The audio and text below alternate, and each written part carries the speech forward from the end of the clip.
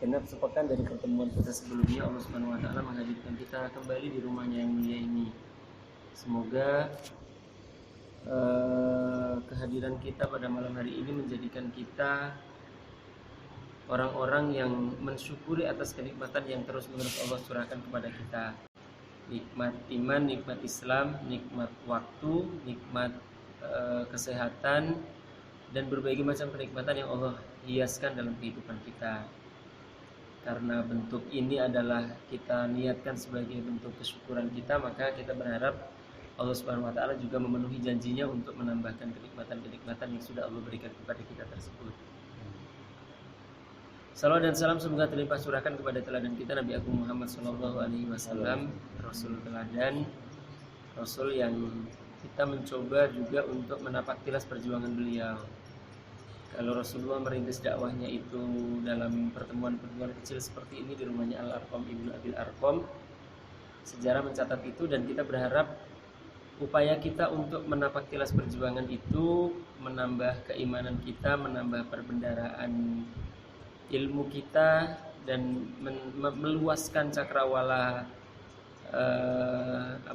pengalaman kita. Ini dijadikan oleh Allah Subhanahu wa taala sebagai bagian dari upaya kita untuk meneladani Rasulullah, dan dengan cara seperti itu semoga Rasulullah berkenan untuk mengakui kita sebagai umatnya sehingga kita layak untuk mendapatkan syafaatnya, dan tentu saja keinginan kita bisa membersamai Rasulullah di surga Allah Subhanahu wa taala. Amin ya rabbal alamin. Ya filahimakumullah, masih tentang episode kelanjutan dari pertemuan sebelumnya terkait dengan masalah waktu, karena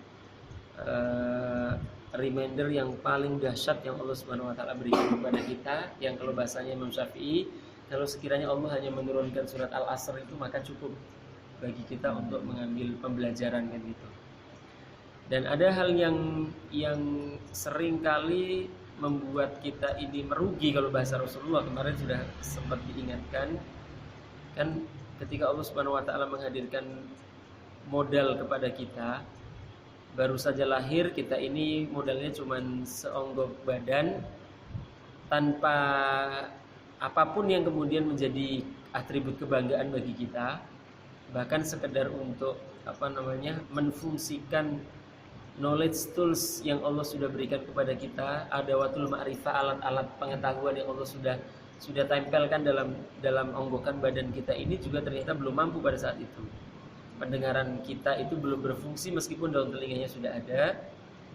Penglihatan kita juga belum berfungsi dengan baik meskipun biji matanya sudah ada. Pikiran kita atau kemampuan berpikir yang dimiliki oleh hati itu juga untuk membedakan mana yang benar, mana yang buruk, mana yang membahayakan, mana yang tidak, dan seterusnya itu ternyata juga belum berfungsi pada saat itu. Nah, kondisi kita itu sama, posisi kita sama, ternyata modal yang Allah berikan kepada kita berikutnya itu ternyata seringkali tidak membuat kita justru beruntung, tetapi justru rugi kan gitu. Ya kan? Dikasih nikmat waktu ternyata disia-siakan begitu saja. Pas nyadar ternyata sudah mau meninggal dunia, minta sama Allah Subhanahu wa taala, laula akhartani ila ajalin qarib. Ya kan, kalau di surat Al-Munafiqun itu kan, kenapa Allah tidak mengakhirkan ajalku itu beberapa detik ke depan, gitu kan? Itu ketika ajal sudah tiba. Fa as-saddaqu wa akum minas sholihin, bahasanya kan gitu. Maka kami pasti akan mempercayai segala yang datang dari Rasulullah, atau kemudian aku akan bersedekah, bahasanya kan tinggal gitu. Wa akum minas sholihin, dan pasti niscaya kami akan menjadi orang-orang yang soleh kan gitu. Itu ketika kita sudah didatangi oleh malaikat maut, kemudian kita minta tenggat waktu, ya kan menyesal, ya. Maka Rasulullah kemudian mengungkapkan pembelajarannya kepada kita tentang ni'matani maghbunun fihi makatsirun minan nas itu. Ada dua kenikmatan, yang ada dua modal yang Allah berikan kepada kita, yang dengan dua modal itu justru kita menjadi orang-orang yang bangkrut, orang-orang yang rugi, nggak mampu mengkapitalisasi itu, nggak mampu untuk menumbuh kembangkan dan memberikan benefit yang positif untuk kita, justru kita jadi orang-orang yang bangkrut, orang-orang yang rugi. Kata Rasulullah, as-sihhatu wal faragh, nikmat sehat dan nikmat waktu luang. Nikmat waktu, Toh faktanya pun ketika kita bekerja, dari ketika pertama kali masuk berangkat, kemudian kalau yang pakai fingerprint ya pakai fingerprint, kalau yang pakai Amano ya pakai Amano, kalau yang enggak ya bebas aja gitu kan, datang gitu kan. Dari nyampe sampai pulang, umpamanya 8 jam kerja umpamanya, ternyata juga isinya bukan semuanya bekerja kok gitu. Ya kan, di rumah dari pulang kerja sampai kemudian tidur, tidur sepanjang itu, kemudian bangun tidur sampai kemudian berangkat kerja lagi juga berapa banyak waktu yang betul-betul memiliki implikasi positif bagi kehidupan kita, baik untuk kehidupan kita duniawi atau kemudian lebih jauh lagi nilainya nilai ukhrawi kan gitu. Coba apa hitung-hitung pasti terhenyak juga kalau umpamanya yang normalnya orang ketika ditanya antum tidur sehari berapa, 8 jam, ternyata sepertiga hidup kita hanya untuk tidur doang. Ya kan, kerja mau 8 jam, bener nggak kerja 8 jam? Mungkin main Facebooknya gitu dan seterusnya gitu kan. Kan coba aja gitu berapa banyak dari 8 jam itu yang kepake untuk itu, belum lagi ke toilet, duduk lagi dan seterusnya. Itu kata Rasulullah, bahasan yang kemudian disampaikan berapa, bahkan mayoritas Rasulullah bilang kan nikmatan mabun fi kasirun minas, kan kasir itu kan banyak. Mayoritas manusia justru rugi ketika dikasih modal awal berupa kesehatan dan waktu itu. Waktu luang, bahasa yang disampaikan Rasulullah.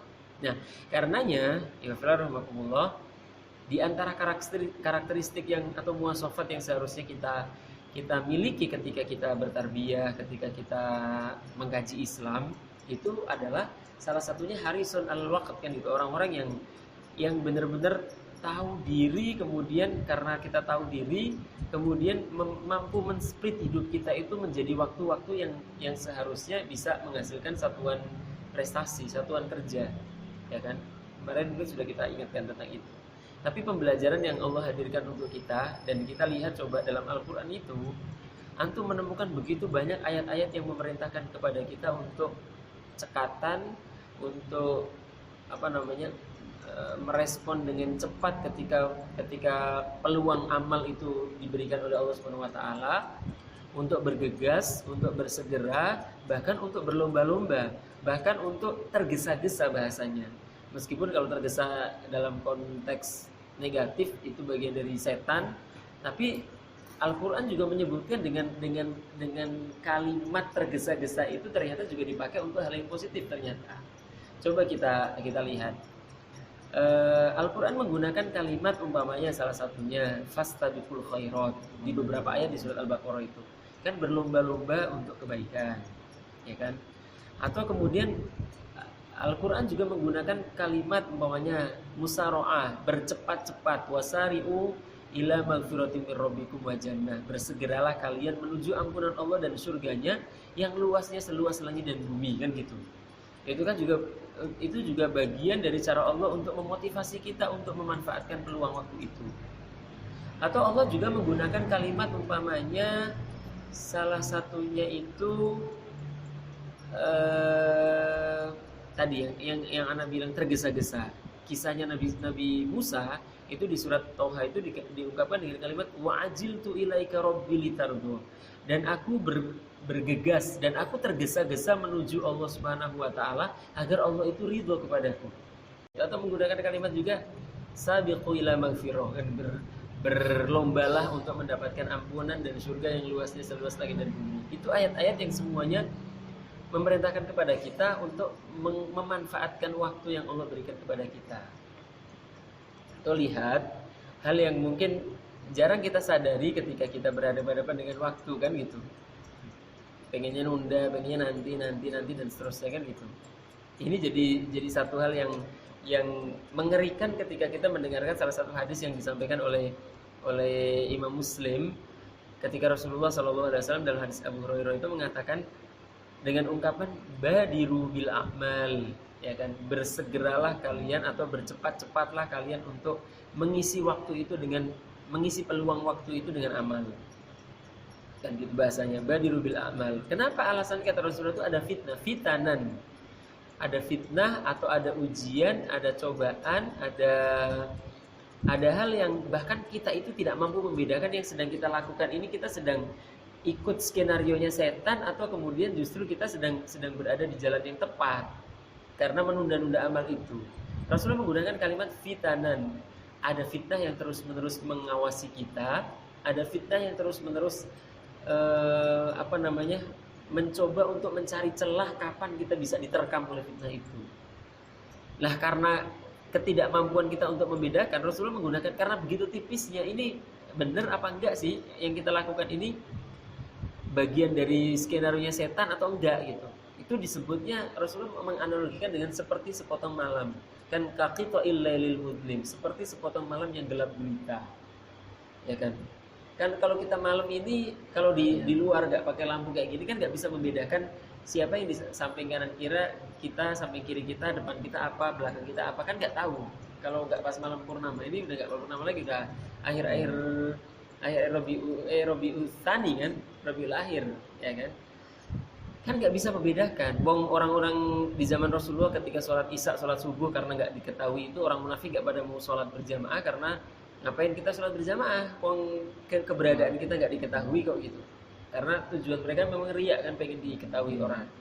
Mereka nggak sholat itu karena nggak ketahuan kan kita siapa, kiri kita siapa. Atau kisahnya Hudzaifah ketika disuruh menyusup ke pasukan Khandaqnya musuh, pasukan multinasional yang menyerang Madinah pada saat itu kan Hudzaifah ketika di menyusup itu nggak ketahuan.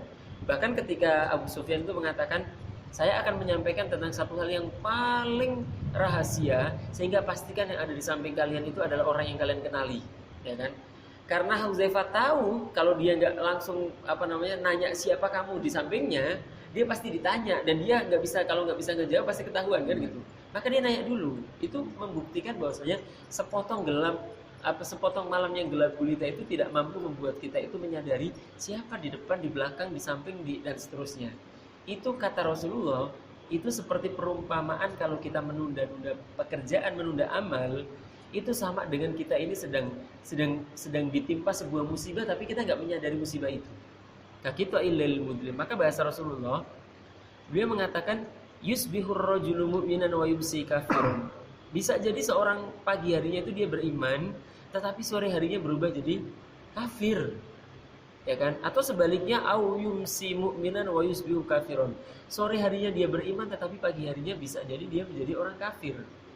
Ya kan? Dan alasannya cuma satu kata Rasulullah, yabi'u dinahu bi aradin minan dunya. Dia menjual agamanya itu dengan sedikit kenikmatan dunia. Tafsiran yang mungkin bisa kita ungkapkan itu, bisa jadi peluang amal itu tiba tapi kemudian kita gunakan untuk sesuatu yang menurut kita itu prioritas, tetapi ternyata nggak prioritas sama sekali karena nggak ada impactnya untuk kehidupan akhirat kita. Atau kita tidak pernah meniatkan, umpamanya kita bekerja, oke lah bekerja, tapi niatnya, hadirkan niat bahwasanya kita sedang mencari nafkah yang halal untuk keluarga, atau bagian dari aktualisasi ilmu kita, dan ini bagian dari cara saya mengembangkan diri kita kepada Allah, dan juga bagian dari untuk memakmurkan bumi ini dengan apa yang dikehendaki oleh Allah Subhanahu wa taala. Kan harusnya itu yang kita hadirkan. Karena kalau tidak, ternyata bagian dari, umpamanya nih, waktu sholatnya sudah tiba, kemudian tunggu dulu deh, ini kayaknya sayang nih kalau gamenya nggak dihabisin nih, umpamanya kan gitu kan, udah levelnya udah tinggi, kalau nggak ya normal biasa-biasa aja, umpamanya selesai dulu deh, pas ke masjid udah habis, atau pas ini ternyata orang pada pulang gitu kan banyak juga kasus gitu. Nah, ini bagian dari yang tadi bahasa Rasulullah, barangkali kita ini nggak menyadari fitnah itu begitu gampangnya menerkam kita nggak menyadari itu, karena seperti sepotong malam yang gelap gulita yang membuat kita nggak ngerti siapa di samping kita dan seterusnya. Itu yang disampaikan oleh Rasulullah SAW kepada kita, dan celakanya tidak banyak di antara kita yang kemudian menyadari itu. Ulama kemudian mengajarkan kepada kita reasoning, alasan kenapa kita nggak boleh menunda-nunda amal. Ya kan? Kenapa kemudian waktu itu harus kita optimalkan? Kenapa kemudian kita ini nggak boleh melewatkan waktu itu berlalu saja dengan kita tangan kosong, tangan kita hampa, tidak membawa hasil kebaikan atas waktu yang berlalu dari hidup kita. Kan ini jadi alasan para ulama agar kita itu tidak terlena dengan nikmat waktu yang Allah berikan kepada kita. Itu kan memotivasi kita dengan paling tidak mereka bikin alasan lah, reasoning, alasan agar kita tidak menunda-nunda waktu lagi, atau tidak menunda-nunda amal lagi ketika waktu itu masih diberikan oleh Allah kepada kita. Alasan yang pertama yang mereka ajarkan kepada kita, bagi kita ketika kita diberikan kesempatan oleh Allah Subhanahu wa taala untuk hidup, sebenarnya aset waktu yang menjadi milik kita itu hanya saat ini. Sekarang ini saja kan gitu. Antum bisa bayangkan kalau kita bicara tentang termin waktu, kalau kita bicara tentang tadi, kemarin, minggu lalu, bulan yang lalu, tahun lalu dan seterusnya, itu kan kita hanya beromantisme saja. Aset waktu yang kita punya itu saat ini doang. Karena kalau kita bicara masa lalu, itu kita hanya bisa beromantisme, nggak bisa mengembalikan masa lalu itu kan gitu, nggak bisa. Sedikjaya apapun atau sehebat apapun masa lalu kita, itu tetap masa lalu yang kita nggak bisa menarik lagi garis itu atau nggak bisa kembali lagi ke masa itu. Ya kan, kalau kita bicara masa lalu, sejaya apapun orang itu, maka kalau orang itu bicara masa lalu ya hanya bisa beromantisme. Sehebat apapun mungkin presiden pun kan gitu, kalau dia udah tua renta udah gitu, dia meskipun dia bilang saya dulu apa gitu, ya nggak bisa balik lagi, nggak bisa kan gitu. Atau kalau kita bicara tentang nanti, besok, pekan depan, minggu depan, bulan depan pokoknya, atau tahun depan, itu kan kita nggak bisa memastikan itu semua karena itu hak prerogatifnya Allah Subhanahu wa taala kan gitu. Nggak bisa, kita hanya bisa itu bukan milik kita, itu miliknya Allah Subhanahu wa taala. Belum tentu yang lebih tua mati duluan, yang masih muda hidup lebih lama lagi kan, nggak ada jaminan itu, garansi itu nggak pernah diberikan oleh Allah Subhanahu wa taala kepada kita. Maka kesadaran bahwasanya aset kita itu hanya saat ini saja, itu membuat kita harusnya tadi tidak menunda-nunda amal yang Allah peluang amal yang Allah berikan kepada kita. Ya kan, jadi pokoknya nanti gitu kan, atau besok dan seterusnya. Ini kan bagian dari cara setan agar kita itu semakin jauh dari dari efektif, dari orang yang mampu menggunakan waktu. Itu menunjukkan betapa ungkapannya Imam Mas'ud Al-Banna bahwasanya al-wajibatu aktsaru minal awqat, kewajiban kita itu lebih banyak dari waktu yang tersedia. Ya kan, tadi Anda sampaikan, ketika kita duduk di sini itu ada begitu banyak agenda yang sebenarnya agenda yang sama yang harusnya kita lakukan pada saat itu. Mungkin kalau Ayudi mungkin nyiapin RPP atau apalah, ya kan, mamanya untuk ngajar besok ini apa ya gitu mamanya kan, yang orang bandara gitu kan, besok tugasnya apa aja gitu kan, atau kalau nyiapin, atau kalau enggak istrinya mungkin ada kebutuhan apa yang seharusnya kita beli di luar, mamanya kan, udahlah besok aja deh mamanya kan gitu, ditunda, atau tetangganya butuh apa gitu kan, ya kan, itu sebuah kepastian ya. Demi untuk hadir ke pertemuan kita tidak memprioritaskan agenda-agenda yang lain kan gitu. Itu menunjukkan kalau kemudian kita tidak mengisi waktu yang Allah Subhanahu wa taala berikan kepada kita, itu efeknya pasti akan berimplikasi pada nanti alasan berikutnya, yang alasan lain yang disebutkan oleh para ulama agar kita tidak menunda. Jadi intinya yang pertama adalah aset waktu yang kita miliki itu cuma sekarang doang. Jadi kalau kita bilang nanti dan nanti, nggak tahu mungkin nanti itu bisa nggak ya gitu kan, terlaksana atau enggak kan gitu. Ya kan, pada saat kita bilang nanti itu ternyata waktu nanti itu harusnya sudah diplot untuk kegiatan yang lain harusnya kan gitu. Itu yang pertama yang disampaikan oleh mereka. Jadi jangan pernah menunda amal intinya, karena aset waktu yang kita punya cuma saat ini. Itu yang pertama. Yang kedua, lihat kata Allah Subhanahu wa taala kan, wa allaisa lil insani illa ma sa'a, salah satunya.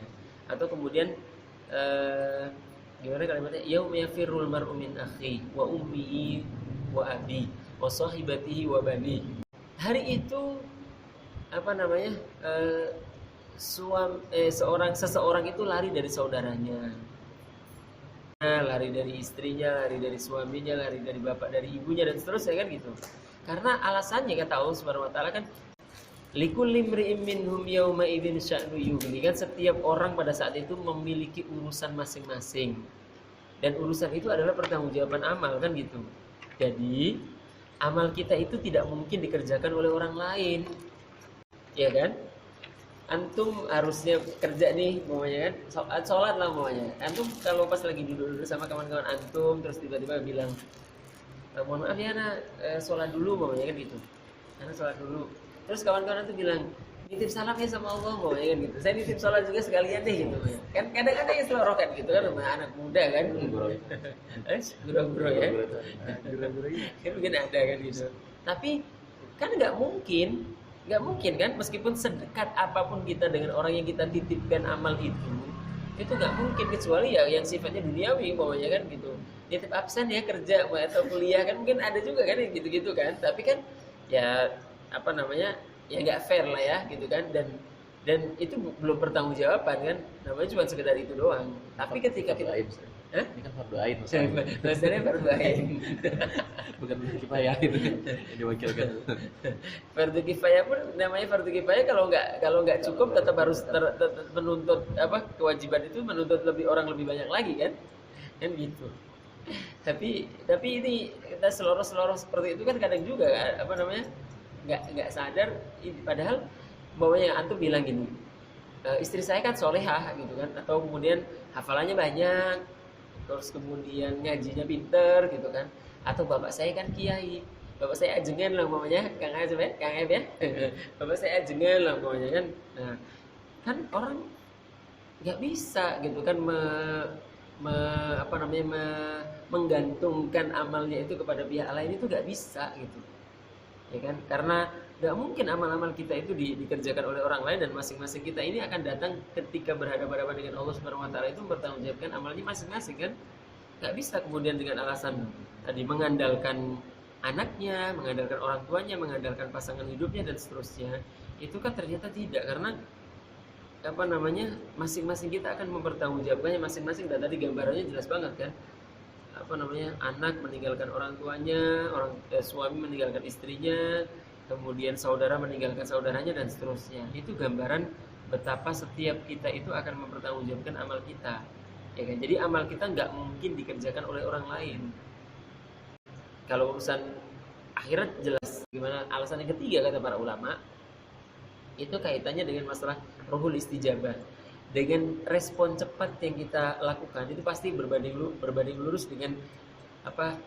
apresiasi yang diberikan oleh pihak lain terhadap kita stakeholders kita itu akan lebih suka ke kita kalau kita mengerjakannya itu dengan cepat merespon dengan cepat setiap tuntutan ya kan kalau manusiawi seperti itu ternyata Allah juga memiliki prinsip seperti itu kan ya ayyuhalladzina amanu stajibu lillahi walir rasuli idza da'akum lima yuhyikum kan bersegera untuk melaksanakan apa yang diperintahkan oleh Allah Subhanahu Wa Taala itu kan intinya itu maka dengan bahasa-bahasa yang tadi berlomba-lomba bercepat-cepat bergegas bahkan tergesa-gesa berlari cepat dan seterusnya itu semuanya perwakilan agar kita itu tadi memiliki nilai lebih di hadapan Allah Subhanahu Wa Taala atau kemuliaan derajat kemuliaan seseorang itu berbanding lurus dengan ruhul istijabah yang tadi dengan respon cepat atau kesungguhan dia dalam melaksanakan tugas dan kesungguhan itu salah satunya adalah ketika dia diperintah langsung menyelesaikan itu kan langsung mengerjakan nggak perlu menunda-nunda ya kan kita saja mungkin kalau orang tua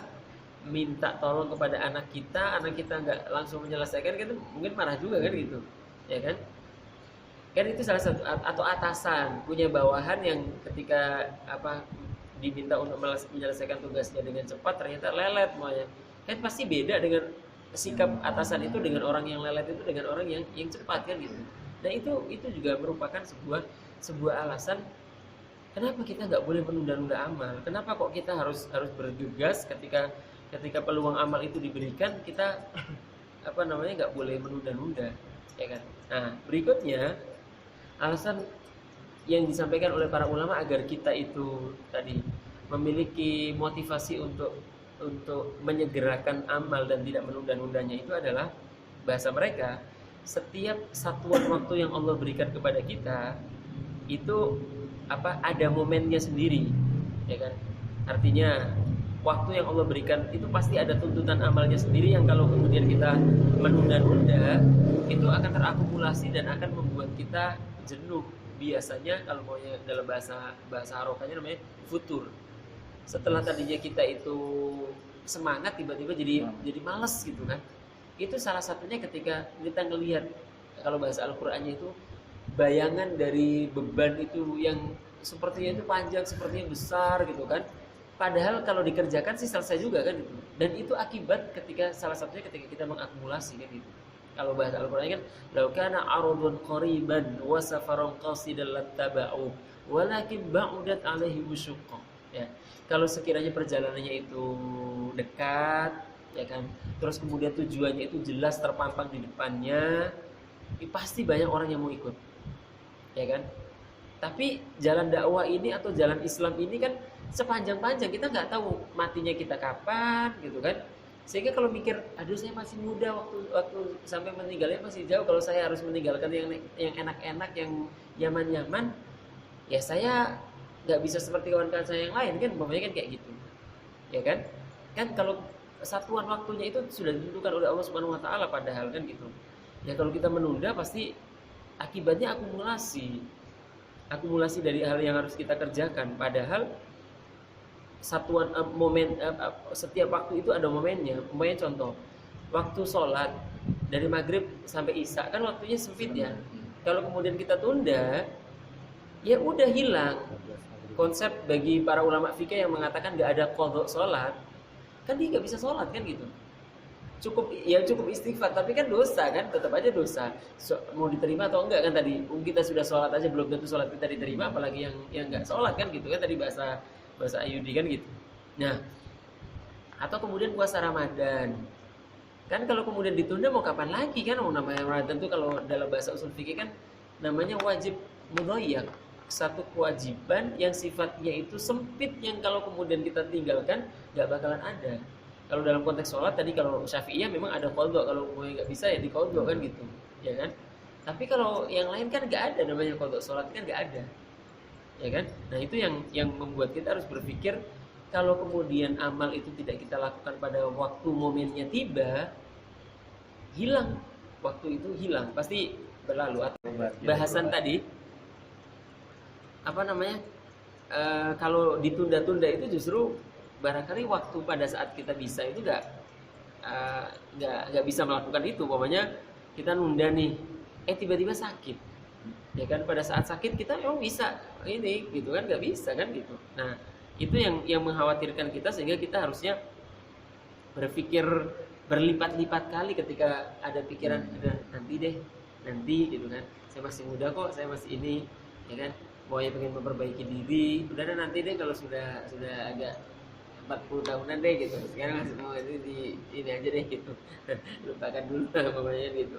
Kan bisa jadi orang alasan-alasan yang tadi, yang kayak gitu itu yang mereka kedepankan. Kan bahasanya kan kesempatan beramal itu diberikan oleh Allah Subhanahu Wa Taala itu pada waktu-waktu tertentu, ya kan? Ketika kaya diberikan kesempatan beramal, tapi dengan kekayaannya kan gitu. Tapi kalau ditunda, tiba-tiba bangkrut, tiba-tiba uangnya terpakai untuk apa, atau tiba-tiba sakit yang kemudian butuh biaya banyak. Setelah sembuh, ya mungkin uangnya sudah tidak sebanyak itu yang ketika dia harusnya kaya itu bisa, tapi nggak bisa melakukan itu, ya kan? Atau orang yang berilmu, kesempatan beramalnya ya dengan ilmunya kan gitu. Orang yang kuat fisiknya, kesempatan amalnya dengan fisik, nggak mungkin dengan uang kan gitu. Nah karena kesempatan beramal itu diberikan pada waktu-waktu tertentu, maka jangan sampai kemudian spirit saya masih muda, saya masih ini, kemudian membuat kita tidak melakukan apa yang seharusnya menjadi hal yang harus kita lakukan sekarang, kemudian kita tunda-tunda. Nah ini yang coba anak ingatkan kepada anak pribadi dan antum semua, termasuk ketika kita diberikan kesempatan oleh Allah untuk mengumpul seperti ini sepekan sekali, mestinya ya kan memprioritaskan, paling enggak kalau kita menyadari bahwasanya kehidupan ke depan itu makin sulit, makin berat, maka kita coba untuk berbekal paling tidak kita punya komunitas orang yang siap menasihati kita, atau paling enggak ketika ketemu dengan orang-orang soleh ini kan efek kesolehan mereka itu mantul juga. Kalau bahasa Rasulullah kan al-mu'minu mir'atul mu'min, seorang mukmin yang satu itu cerminan bagi mukmin yang lain kan gitu. Kalau lihat dia begitu, saya harusnya lebih baik dari itu, dan seterusnya. Nah ini yang menurut Anda perlu Anda ingatkan lagi kepada anak pribadi dan antum semua.